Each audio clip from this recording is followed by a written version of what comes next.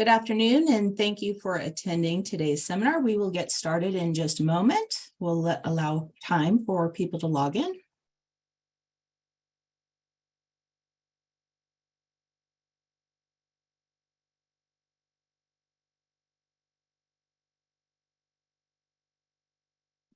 Great. So thank you for attending today's seminar, More Than Just Weather, How Climate Change is Impacting Multiple Areas of Environmental Health.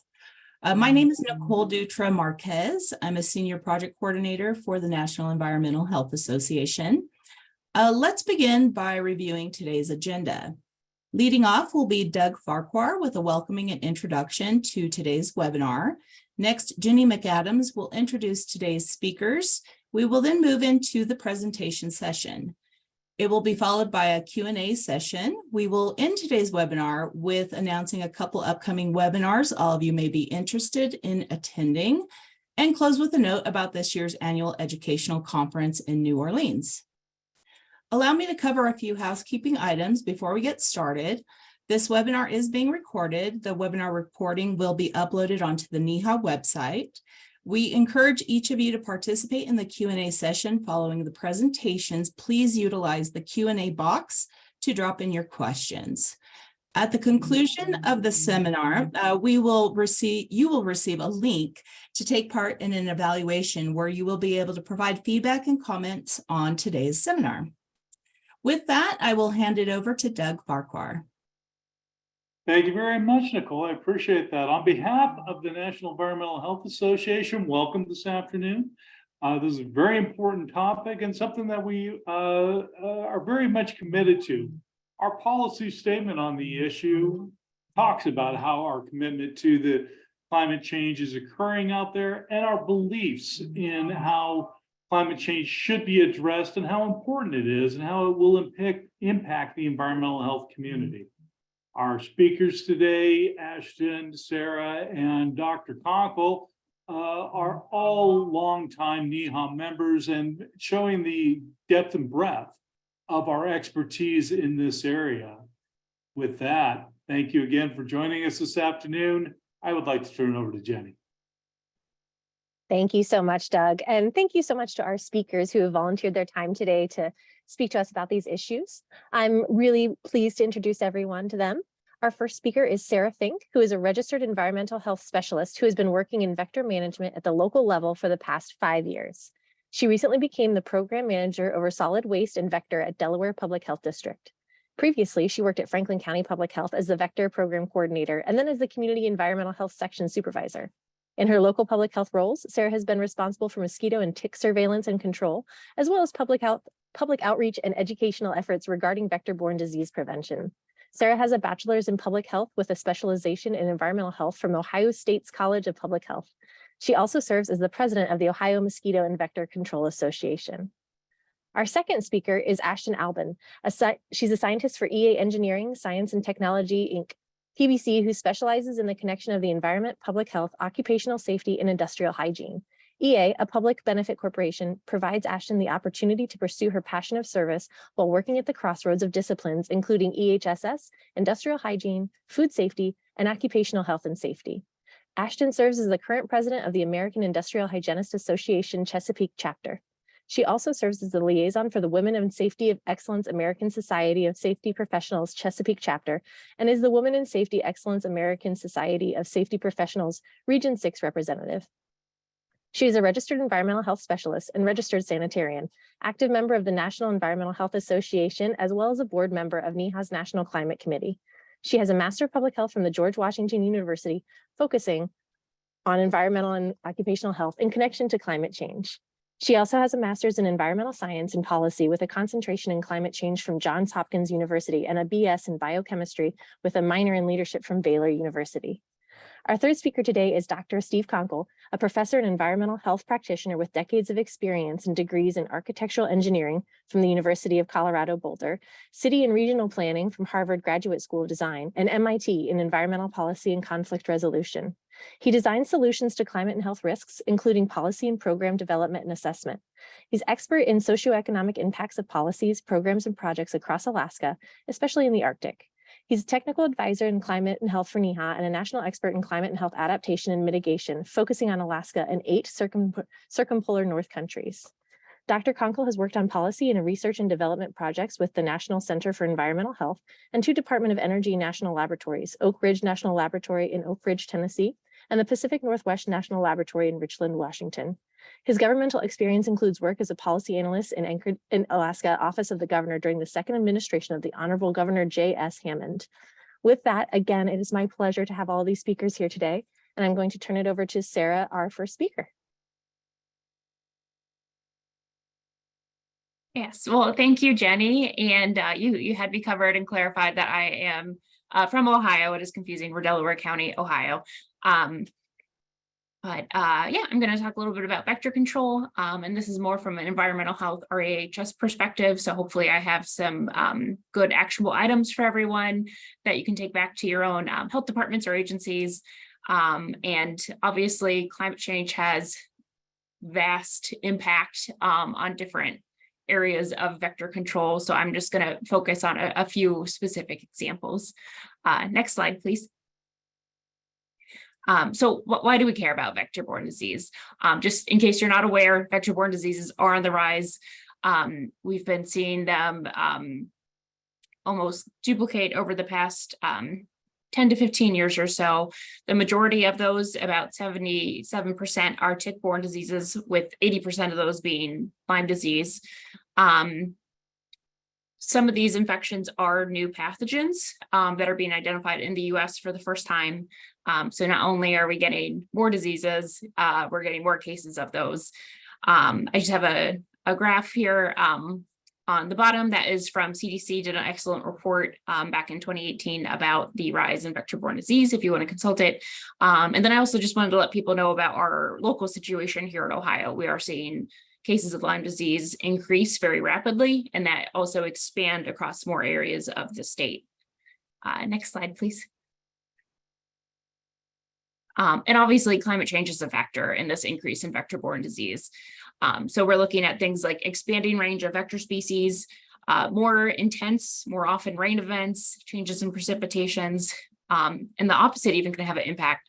Droughts can concentrate vectors like mosquitoes and their hosts and reservoirs like birds towards limited sources, bringing them to closer contact and making that transmission more likely. We're looking at a loss in natural predators for some of our vectors. There's also a lot of implications on ecology. A lot of times vector-borne disease, it's not just as simple as the winters aren't cold enough to kill off bugs anymore. And like I mentioned, this is absolutely not an all-inclusive list, unfortunately, but we're going to try to hit some of the highlights. Next slide, please. So here's an example of a vector that is seen in an expanded range. So Aedes aegypti, also known as the yellow fever mosquito, this is kind of your bad guy when you're thinking of mosquitoes. Aedes aegypti can spread chikungunya, dengue, yellow fever, Zika, really all those unpleasant diseases that you don't want to see in your area. So in the figure here, this was a study done in 2020 where they did some regional ecological niche models to predict the expanded range of Aedes aegypti going through 2080. And again, this is the projected range at RCP 4.5. So that's assuming that we make some changes to how we're doing things right now. So this is more of a moderate estimate of that range. But you can see by the year 2080, we're seeing some definite expansion. Currently in Florida, I think just this week, they've found another new invasive species that hadn't been found this far north. This is kind of a constant thing, unfortunately. So, and obviously with vectors, just the presence of the vector doesn't guarantee that there's disease transmission in that area, but obviously you need to have that vector in order for those diseases to be spread. So it is just an increased risk when you have these vectors expanding. The other thing to keep in mind is that these kind of nasty diseases that Aedes aegypti spreads, they all follow an epizootic cycle. So that means that humans are not dead-end host. So a mosquito could bite me, become infected, and then infect someone else. Whereas the mosquito diseases we're used to dealing with in Ohio, like some of the West Nile virus, La Crosse encephalitis, humans are dead-end host. So with these different diseases, there's a chance for much faster transmission. And the other thing to keep in mind is that as this species range expands, these are immunologically naive populations. So if you recall back to year 2000, 2001, when West Nile was first spreading across the country, you saw as it came into a new area, the outbreaks were much more severe because no one had immunity to it. The birds didn't have immunity to it. So that's something to keep in mind too, as we're seeing an expanding range of these. So yeah, there's one example. And next slide, please. So increased intensity of rain events, this is definitely something that we're seeing here in Ohio. Just a couple ways that implicates vector control. Floodwater mosquito species. So these are different kinds of mosquitoes that lay their eggs in moist soils or other areas above the water line. Their eggs can remain dormant for multiple years until it gets flooded or gets enough water for them to complete their life cycle and emerge as adults. So most of these species, for now, at least in my area, don't vector disease, but they can carry canine heartworm. The other big problem is that a lot of times these big floodwater species emergences, they distract us from our work of controlling disease vectors. So yeah, these are the mosquitoes that you see, the megaswarms come out after hurricanes and stuff. And even if they're not spreading disease, obviously this is something we want to avoid. The other aspect of this is stormwater. So when we see increased rain events, obviously we're going to see more stormwater, how that's going to be managed. Catch basins, storm drains actually provide perfect habitat for Culex mosquitoes. That's the vector for West Nile virus, kind of our species of concern here in Ohio. A lot of vector control agencies will treat these catch basins. However, sometimes these really intense rain events can wash those treatments right out. That's the last thing we want is pesticides that we're applying getting washed out into the environment and being where they're not supposed to be and controlling where we want them to be. Next slide, please.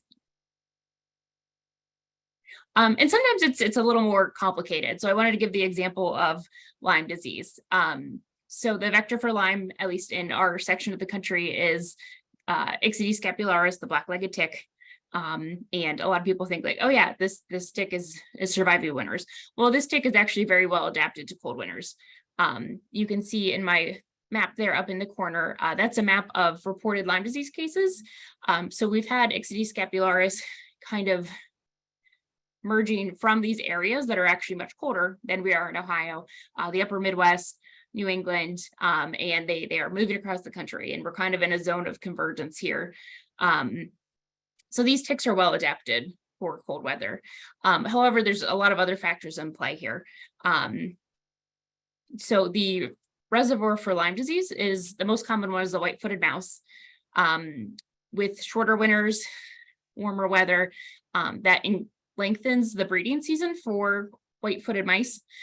So they're able to get more generations in, grow their populations. There's more mice that could potentially be infected and be potential host for ticks. Another aspect of this vector-borne disease cycle, white-tailed deer.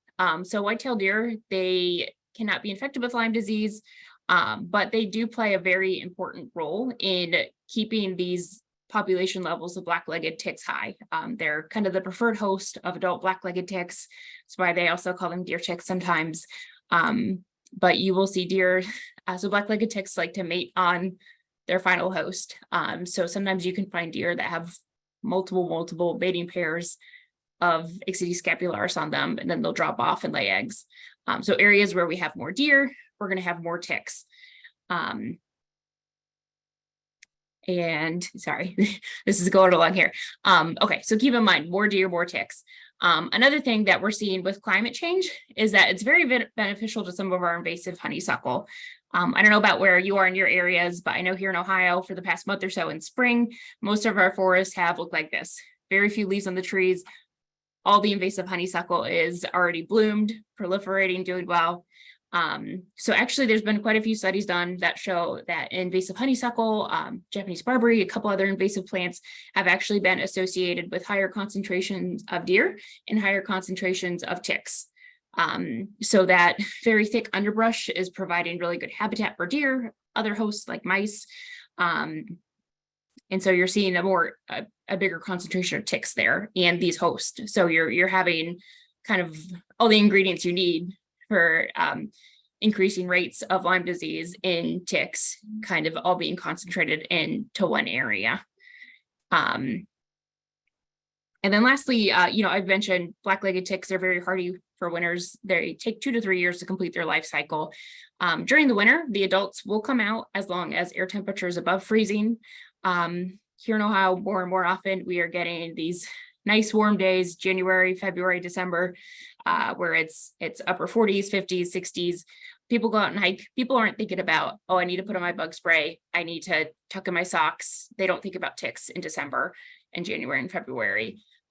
So having more warm days during those winter months and people going out and taking advantage of that warm weather, it's putting them at risk of increased tick encounters, especially when they're not expecting it and doing those tick checks and stuff.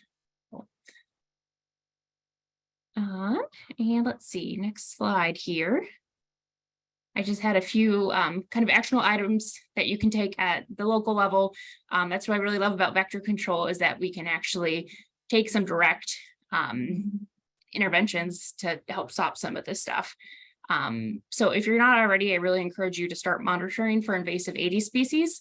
There's a lot of traps that are very specific to this, just so you know what's in your area.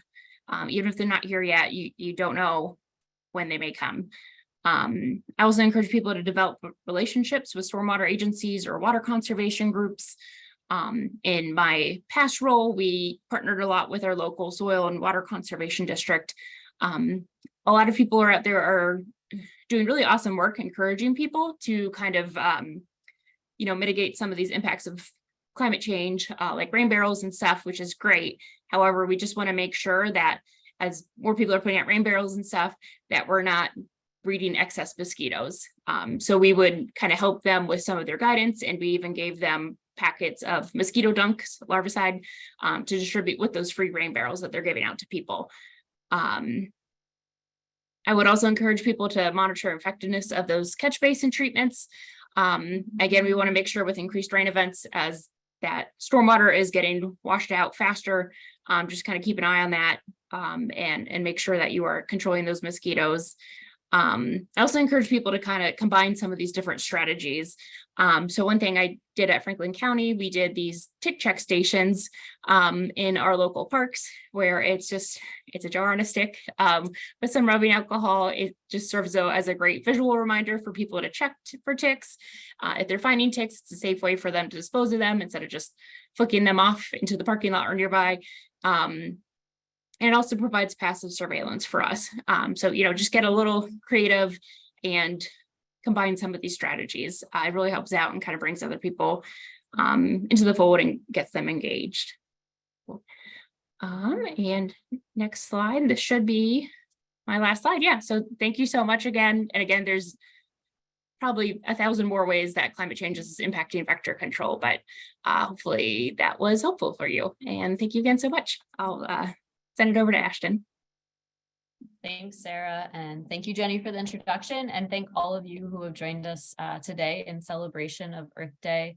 The topic of climate change is one that deeply affects all of our lives and our Earth as a whole. Today, I have the opportunity to share some of the specific impacts of climate change on food safety. Next slide, please. For many of us, food safety professionals, this is a major part of our career, but for others, even just a quick scroll through the news, you'll quickly come across many food safety concerns, both globally and within the US.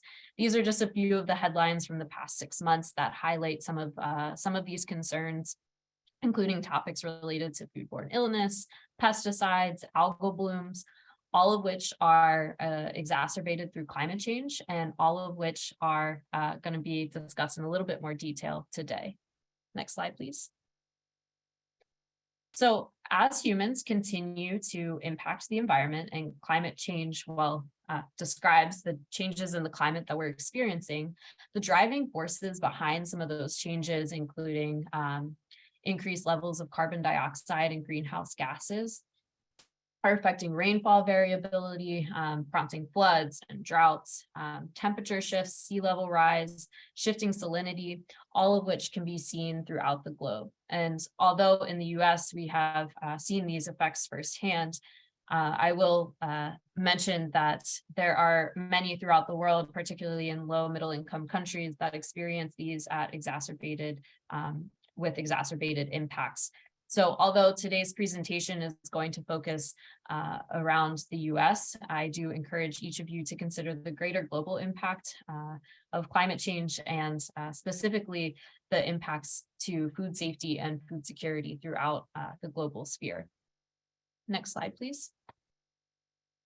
So this presentation is aimed at 4 of the 8 top priorities that the World Health Organization published back in 2019 related to climate change's effect on food safety and the role that each of those play. And so in interest of time, I'm going to be covering the bacteria, viral and pathogenic contamination of water and food, algal blooms, pesticide residues, and crop destruction. However, I will briefly touch on some of these and want to note the other topics, including mycotoxins, emerging zoonosis in relationship to antimicrobial resistance, as well as chemical hazard contamination of crops due to floods, and food insecurity leading to the ingestion of unsafe foods. Next slide, please. So this graphic was published by the EPA and depicts really the many interactions amongst climate change and bacteria, viral and pathogenic contamination of water. And so the 2 main pathways that these contaminants really enter into the human body are through irrigated crops that have used contaminated water, as well as people drinking the contaminated water directly. So as global temperatures rise and there are localized shifts in temperatures that can cause cooler or warmer than expected temperatures, the survival and proliferation of some of these bacteria, viruses, and pathogens is impacted. Now, the specific impact that occurs to each of those bacteria, viruses, and pathogens is on a case-by-case basis based on the type of pathogen, bacteria, and virus that they are. So, for instance, in the case of E. coli and Salmonella, cooler temperatures yield longer survival times, whereas warmer temperatures encourage higher concentrations of things like microorganisms, vectors, Vibrio, as an example. Next slide, please. And so some of these shifts are causing these outcomes of droughts, flooding, and runoff. The shifting rain patterns leave regions in droughts only to then experience an influx of rain that is often associated with flooding. California, for instance, is the most recent example of this, where after years of drought, several systems over the past few months have left regions completely inundated with water. That water simply is not able to be absorbed into the soil as it has been exacerbated through the effects of drought conditions. And so that water picks up as it moves along the lands, it's picking up soil and debris from fertilized fields, from urban areas, from open land. And in the midst, it's picking up the fecal contaminants, the chemical contaminants, all of which are then being dumped into the drinking water systems and the irrigation systems, only to end up back in that food and water supply, that cycle that was depicted in that original image. One of the most notable events of an outbreak of cryptosporidiosis occurred in Milwaukee in 1993 and was associated with events as exactly described as this. Winter storms had then brought, followed by rain, had then brought early spring snow melts with runoff contamination that then impacted the water supplies. So along with kind of those shifts in the precipitation patterns, the soil itself is shifting. So the water tables are changing, the soil saturation levels are changing. And for areas that have aging sewer and septic infrastructure, this can lead to really disastrous outcomes where those shifts cause leaks in the pipes. And those leaks ultimately lead to the infiltration of the pathogens, the virus, the viral and bacteria loads going into the drinking water sources, as well as the irrigation and the soil itself for certain crops. And so Next slide, please. This isn't just a concern. The soil itself isn't just a concern for some of the potential outcomes of the leaks, but also a soil is a concern in itself related to the crop destruction. So they play hand in hand with the shifting temperatures and the precipitation patterns that I was just mentioning. And this ongoing soil degradation through some of industrial agricultural land uses have allowed ongoing topsoil erosion. And as I mentioned previously, these large rainfall events often then pull off the topsoil, as well as any of the fertilizer that is in it. So whether that is manure or manufactured fertilizer, it's ending back into the water system alongside all of those fecal contaminants and chemical contaminants.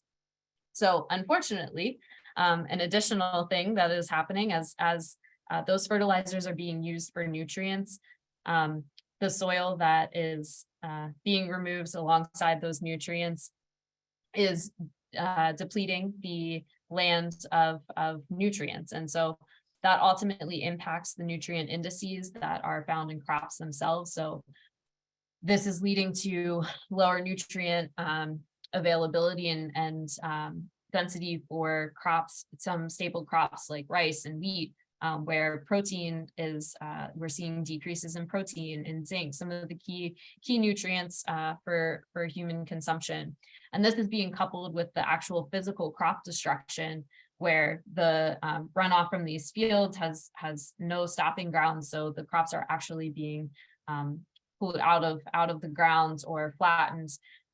And for people that are reliant on these food sources, we're seeing an increase in people and nations that are facing food insecurity due to the availability of the food, as well as the nutrient deficits related to the nutrient deficits in the food itself. And additionally, this is creating a cycle of replacing those lost nutrients, because we want nutrient dense food. And we are replacing the lost nutrients from that runoff with additional nutrients through fertilizer, whether again, natural or chemical. It is then increasing the load in the soil, but then being washed away and back into the same systems. And those large nutrient loads are then getting into our water. Next slide, please. And this is leading to the issue of algal blooms. So I mentioned a few scenarios where the runoff can cause increased nutrient loads entering into the water systems. Those fertilized fields, livestock feeding operations is another one, as well as the leaks in the aged septic and sewer infrastructure. And ultimately, that runoff has become one of the major concerns associated with the algal blooms. The nutrients, particularly nitrogen, are fueling this rapid development and growth of algal blooms. That, coupled with warmer temperatures and increased levels of CO2, both atmospheric and water, they're plants, right? Like plants love CO2. That's how they respire. So they're given a lot of nutrients and a lot of CO2 to fuel their growth. And so we have these mass algal blooms that are impacting people directly through respiration and dermal contact, as well as indirectly through the ingestion of cyanobacterial toxins. Now, although you will see that some fish are impacted, like in this picture, by toxins and depletion of their environment to the point of death, others are not, and they're caught and then ingested by humans, along with other foods like the mollusks and bivalves. And so you may live in Florida, or you may have heard the news recently about the red tide returning to Florida, which is just one example of the events already impacting the US coast and our seafood related systems. These are really serious events that can cause both acute respiratory and gastrointestinal illnesses, as well as long-term impacts related to Parkinsonian symptoms, ALS, and neurodegenerative disease. Next slide, please. Those warm and wet environments fueled by climate change are not just conducive to algal blooms, but for various pests and insects as well. Sarah talked a lot about mosquitoes, which also love these environments. But some of these pests also are aimed towards crop destruction. Again, as mentioned before, crop destruction can have devastating impacts both economically and for people themselves. And so to prevent that crop destruction from those pests, additional pesticides are then sprayed on the crops. Those pests, however, through longer life cycles, thanks to the warmer temperatures and more conducive environments, you guessed it, from climate change, are becoming more likely to gain resistance to the pesticides themselves. So because they have this resistance, then more pesticides are needed or used. And so unfortunately, it is leaving foods that humans consume with pesticide residues. Those pesticide residues can gravely impact the human body, including cancer, immune and endocrine disruption, gut dysbiosis. The list really goes on. And globally, particularly in low middle income countries, the pesticide residues have some more serious impacts as they do not have standards set forth of how of a quantity of these residues. The US, however, does have standard limits for pesticide residues, although it is still impacted by the cycle featured on the slide. However, it is really important to note that as the prevalence of the use of pesticides increases to combat those pests, it becomes more challenging to meet those levels, those standards, and it involves additional economic input to meet those standards, as well as the consideration that the produce and crops that are being imported are struggling to meet those standards as well. So an issue that we are all facing as the systems kind of adapt to this scenario. Next slide, please. So it really would not be a presentation that honors Earth Day if I just left you with just those overviews of the issue itself, rather to leave you with some solutions of change that is necessary to mitigate some of these impacts. And although awareness is really vital to ensure that we understand the impacts to our local, state, national, and global communities as a whole, there are active ways that each of us can play a role in giving back to the earth and helping to mitigate these issues. So it really is our responsibility as environmental health and allied professionals to continue to encourage policies and encourage that positive dialogue around these policies that are impacting our food systems, including things related to water, air, and soil. Just this week in Florida, some funding was approved that will help provide resources for reducing and mitigating the issues and the driving factors for the algal blooms. The Farm Bill is another example that it's up for renewal in this upcoming year, and is legislation that impacts not just the food system, but also the environment. So I encourage each of you to use your experience, to use your voice, to influence the positive dialogue around these issues and the policy outcomes. But beyond that, consider your daily impact, whether through your job or whether through your personal life, on the environment as a whole, and look for small ways that you can influence the system, whether that's through purchases or opportunities to clean up and build up the environment. I encourage you on this Earth Day to commit to one thing to help reduce your own impact, whether that is buying a sustainably raised product or planting native plants to help reduce runoff in your area. Whatever seems right for you, I just encourage you to make that commitment. And next slide, please. These are the references used for this presentation. I want to thank you all again for attending this webinar, and I am going to pass it off to Dr. Kunkel. Thank you all.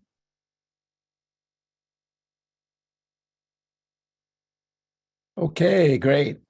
Excuse me, can you hear me? We can hear you. Okay, great. Well, my talk today is from the front lines, the bellwether state of Alaska, on current developments in climate adaptation and mitigation here, with an eye on the Arctic and a look south into the lower 48 as we celebrate this virtual Earth Day. together. And next slide, please. This that was developed by Tony McMichael, the AJ McMichael, 2013. He also wrote a book that's listed there, Climate Change and Health of Nations. And that's about famines, fevers, and the fate of populations, Oxford University Press, 2017. And these pathways, impact pathways, health impact pathways are very important. And so you'll see with climate change, there's direct impacts via extreme weather events. We'll talk a little bit about some of those today in this talk. And then heat waves and worsened air pollution are also of direct concern. Different parts of the country have different issues. You know, even in the Pacific Northwest, they've had some heat wave issues.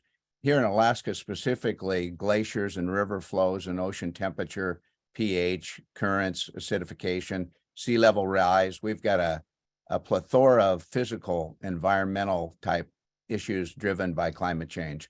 And then these influence both biological and ecological processes.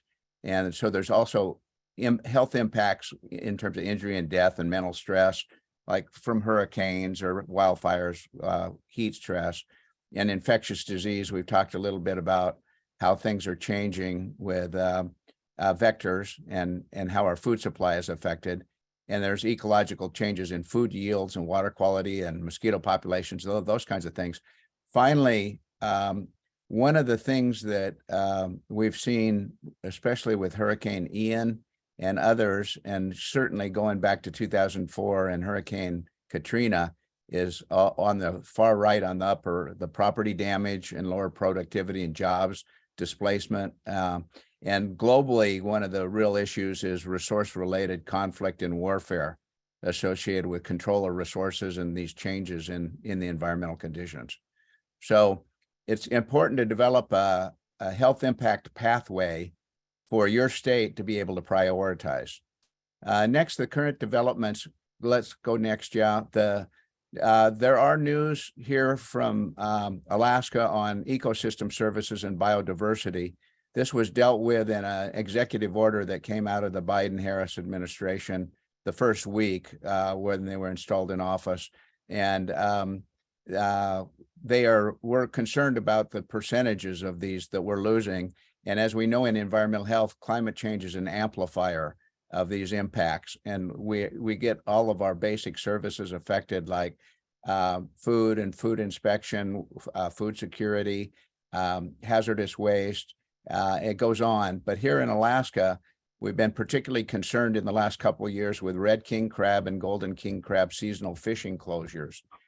We closed the red king crab for a whole entire season. You can imagine if you had a boat and payments, what that would cost you in terms of money. It's a pretty lucrative fishery. And now it's been closed for a second full year. And this is the first year, the full closure for 1 year of golden king crab. Ocean acidification is a big issue, as I mentioned here. Actually, the oceans and seas in Alaska are acidifying at 3 times the rate of any other seas in the world. And so we have more coastline here than the whole lower 48 combined. So it's a big deal for us. The oceans are also warming, but it's not just the oceans, and that affects the biodiversity and the populations and food supply and all sorts of things. It's that in the Arctic, we're warming at 4 times the rate as in equatorial zones. So that's got tremendous implications because things like permafrost are melting. So you can see some of the other impacts. Shore fast and multi-year ice are disappearing, and they're gone sooner. And there's concern about the Northwest Passage and other routes of transportation because of this. Permafrost is melting, glaciers retreating, and coastal and riverine erosion. And one more is coastal village relocation. There's up to 24 villages that'll probably need to be relocated because they're just not viable anymore when the school's partially underwater due to riverine or coastal erosion. Next. So to put in context, one extreme weather event, which you may have heard of, it's Typhoon Merbok. This affected 1,000 miles of the western coastline in Alaska. It's kind of the Yupik Inupiat area of Alaska. We have a lot of indigenous populations and great cultures of Alaska natives, and 1,000 miles is a lot. This is called a typhoon because it originated in the Philippines. So you can think of it as a hurricane, kind of like the hurricanes affecting Florida or Katrina and the Gulf Coast kind of thing.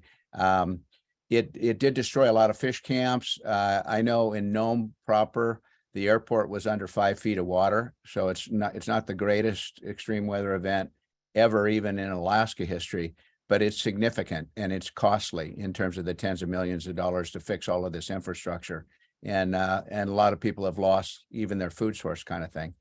In terms of insights from Florida, the Sunshine State, there's lots of every year hurricane season comes.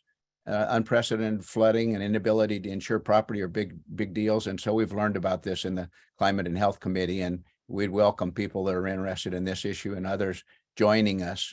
Leon Vinci and Mike Pascasilla and Jenny and others could give you information on how to get involved. But it's clear that the frequency and intensity of extreme weather events, especially hurricanes, and the recent Fort Lauderdale extreme precipitation for 24 hours just north of Miami, Florida, where they got 3 to 5 inches of rain, but they got almost 20 to 25 inches in Fort Lauderdale. There's also beach erosion issues. You can stand on a beach and talk about it, and then years later, even some of our NEHA people can say, wow, where did that beach go? Okay, next. I just wanted to mention a couple of things. A promotion for the Climate and Health Committee. We have a range of NEHA affiliate representatives with subject matter expertise. We'd welcome your input and participation and engagement. We're busy crafting policies. I'd like to thank Doug for mentioning some of the things that the committee's developed and how at NEHA, we're really interested in solutions, and we're really interested in a policy that puts the organization at the forefront.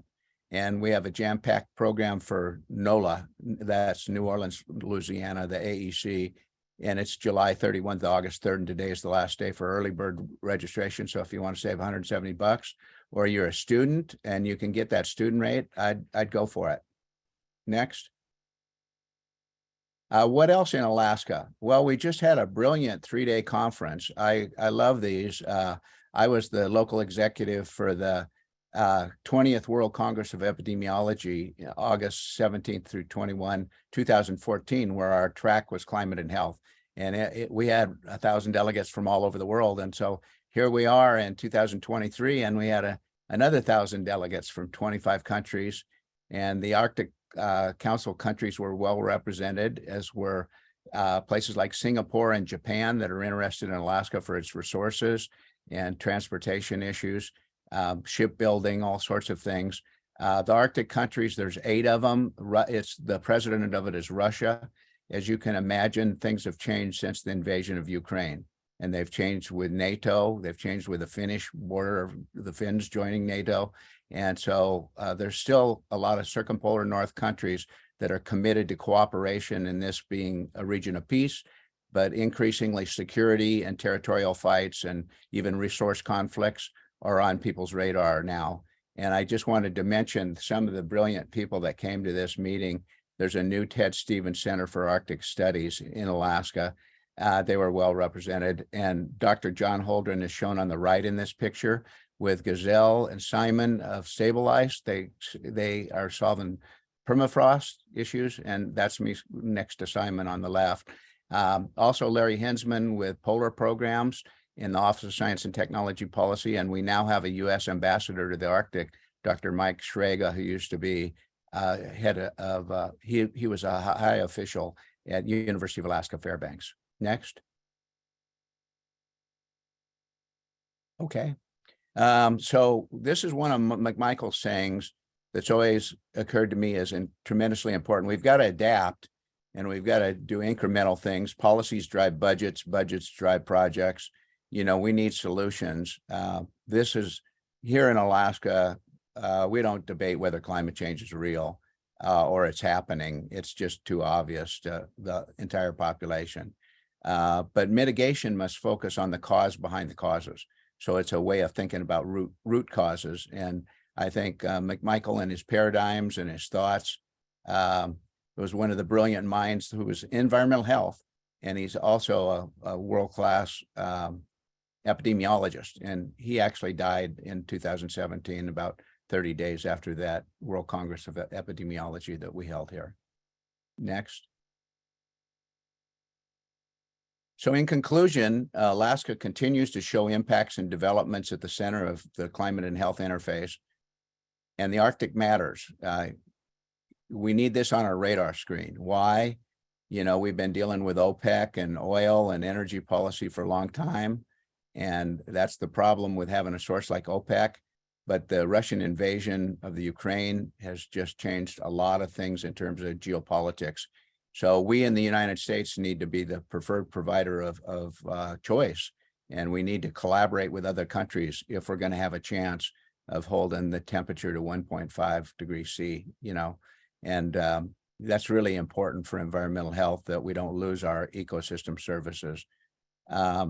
Alaska's environmental health practitioners are identifying solutions to protect these services and ecological and biodiversity services, along with creating healthy, sustainable communities. So with that, I'd just like to thank you for tuning in today and be happy to answer any questions as we open it up. Thank you.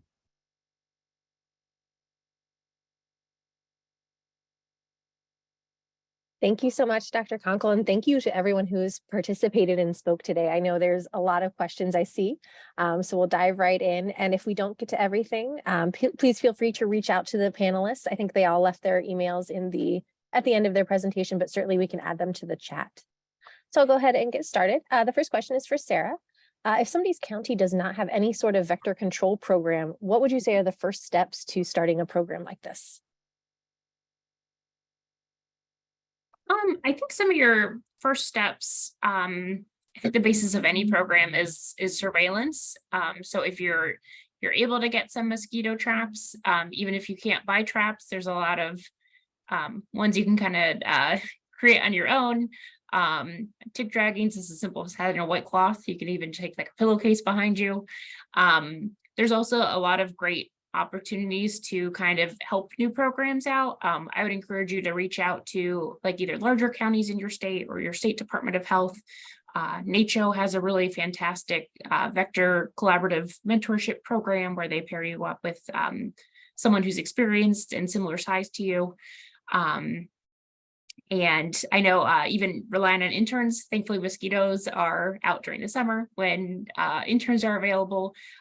Working with like NEHA's EH intern program could be a fantastic way to get some assistance with that kind of stuff too.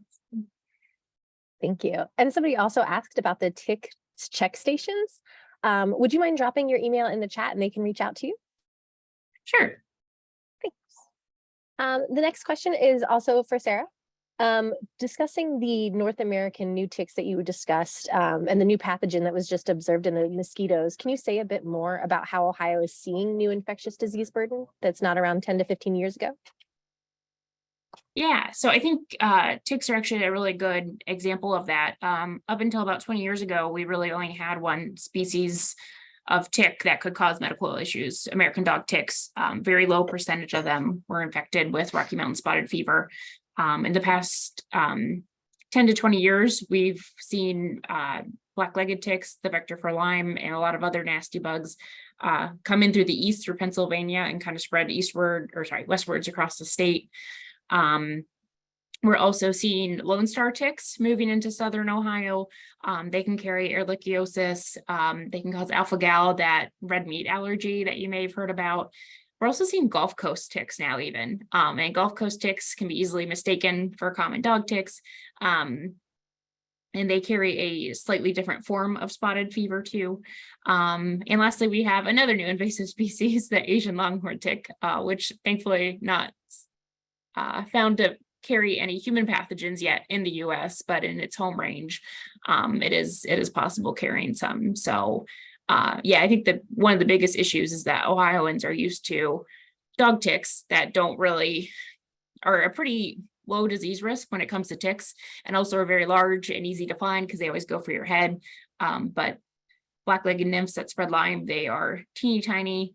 They will go all sorts of different places on your body where it's not as easy to find them. So yeah, I think it's just a lot of new information for people to process and stay aware of, and for doctors to keep aware of too. We still get phone calls sometimes from residents complaining that their doctor says they couldn't possibly get Lyme disease in Ohio. Thank you so much, Sarah.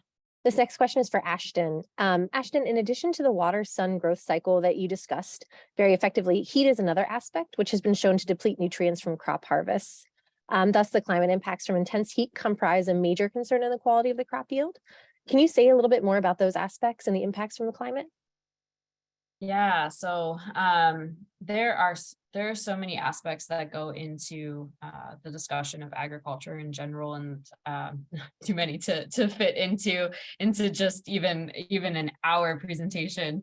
People study this for for a PhD level, but heat is absolutely one of the main factors that is impacting the nutrients, alongside of what was mentioned with the nutrients in the soil, etc. There are organizations that and farming organizations that are trying to regenerate the soil to kind of mitigate some of these impacts, to decrease kind of what they can within regards to obviously the sun, the amount of sun, and the temperature is a little bit more difficult to adapt to. But these are things that are driving issues in workers. It's the heat stress of things. It's how are we going to even get the crops, even if they are nutrient deficient, how are we even getting them in a safe way? How many lives are being lost in the process, or how many lives are being impacted, along with the animals that are necessary to live in that topsoil, to be a healthy topsoil, are being impacted by the heat as well. They're not able to survive in those warmer temperatures, things like worms, and things that are decomposers that are making the nutrients possible in the soil. So it is a vast issue that impacts probably just about every facet that you could think of, from the economy to workers to the environment. So it's one of definite interest, and if people have additional questions, I'm happy to always answer and talk offline as well. Thank you so much, Ashton. Question for Dr. Conkle. The terrible tragedy of the villages in Alaska and Micronesian islands are being flooded or losing permafrost and necessitating relocation is a huge issue. Can you comment and possibly give a few more examples of what's currently happening in terms of those relocations? Sure. Thanks for that question. We've been very aware of this issue since about 2015. There was an annual meeting of the Council of State and Territorial Epidemiologists, and our state epidemiologist, Joe McLaughlin, here has been very switched on in these kind of issues. We had meetings both in Boise, Idaho, and here in Anchorage. Also, this recent Arctic encounter that I mentioned had a panel of moms from Newtok. And so Newtok is really the most visible and most far along in relocating their village from riverine erosion, but it's a combination of coastal and riverine erosion and also permafrost melting. Newtok is in western Alaska. It's basically a Yupik village. The new site is Matarvik. It's 9 miles away. You can't walk across the tundra to get to it. You have to go through the river system, and it's affected by tides as well. So it's a slow process, less than half relocated right now. It's going to cost a total of, for 400 people, $200 million.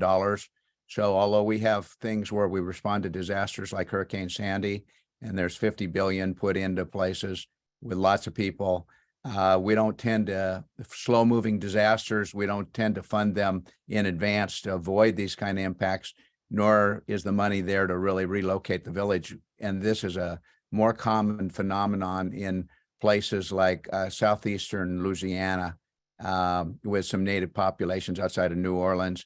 And here in Alaska, I think we kind of are, for better, for worse, this is one of our unique issues. There's probably 24 villages that are going to be affected by this.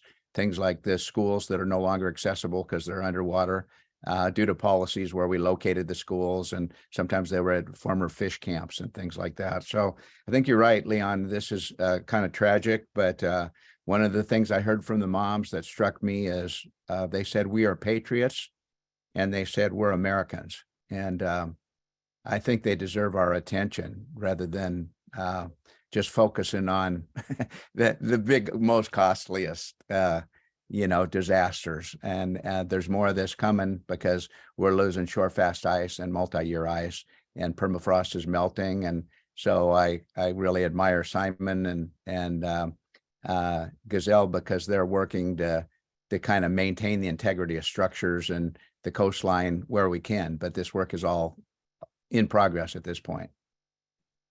Thank you so much, Dr. Oh, sorry. Yeah, it was said, what is the estimated human population in Arctic coastal communities most at risk for relocation? I'd say totally. Well, I worked on drinking water and sanitation there, so I've seen a lot of these villages, and their sizes range from 250 to about 1,000. But I know that we got pipe drinking water and sanitation to 9,000 people in 27 villages based on some work that was done around 2000 and some evaluations that were done and some pilots in 6 communities. And that's a tremendous achievement when you're dealing with honey buckets, which is kind of like a 5-gallon can that you do your business in, and then it gets dumped in a sewage lagoon, and you don't have pipe drinking water, so you have a watering point.